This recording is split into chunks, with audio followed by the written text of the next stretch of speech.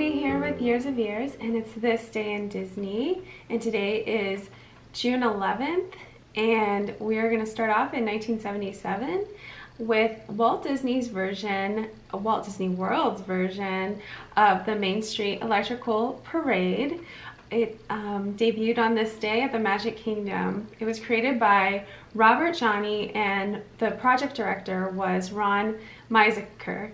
The parade featured floats, live performers covered with 600,000 electronically controlled lights, and it uses a synchronized soundtrack triggered by radio control along key areas of the parade route.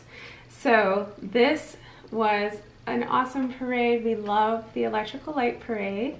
It's so much fun. It's obviously currently not at the Magic Kingdom.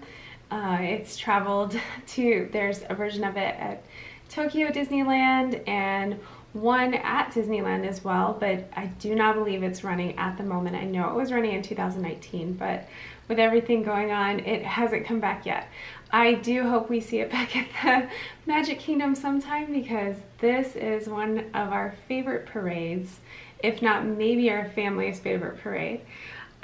This parade was replaced for a time by Spectromagic, which we talked about in another video that you can go check out. Spectromagic was very different, but still had tons and tons of lights on its floats, so similar in that way. So the Main Street Electrical Parade's music or underlining theme song is Baroque Hoedown, and this is based on the original version, which was an early synthesizer pioneer, Jean-Jacques Perrey and Gershon Kingsley.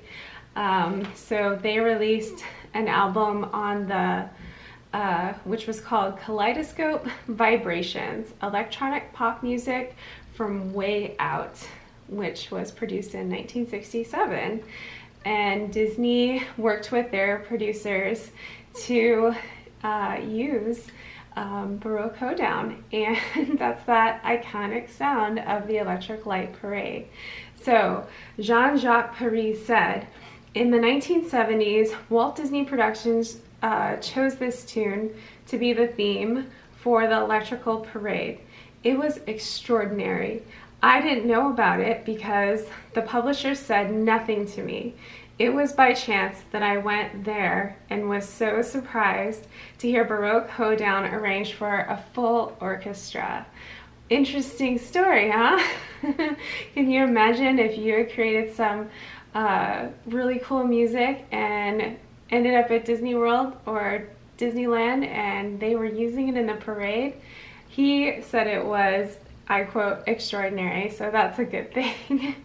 But that's the music that you hear and that we love, and I think it's really cool that these guys created it back in the 1960s when synthesizers and stuff were really just starting out, and they were definitely pioneering something. So you might want to check out those guys. And then also on this day in 2010, World of Color debuts at Disneyland's California Adventure.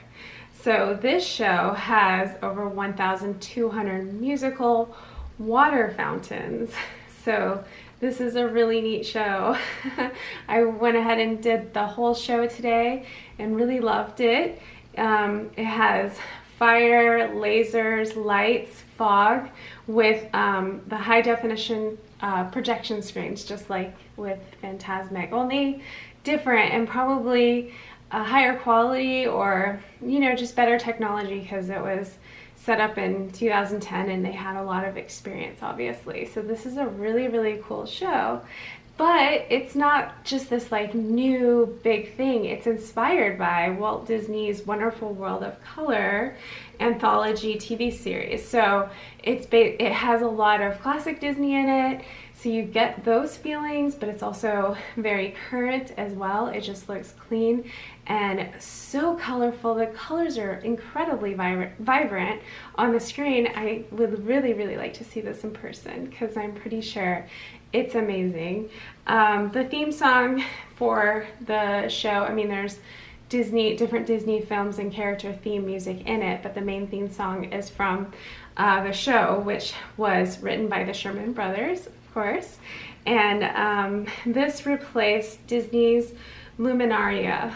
I think Luminaria might have been very similar to Epcot's nighttime show. It has like the water and everything and fireworks going off on the water and different projection screens.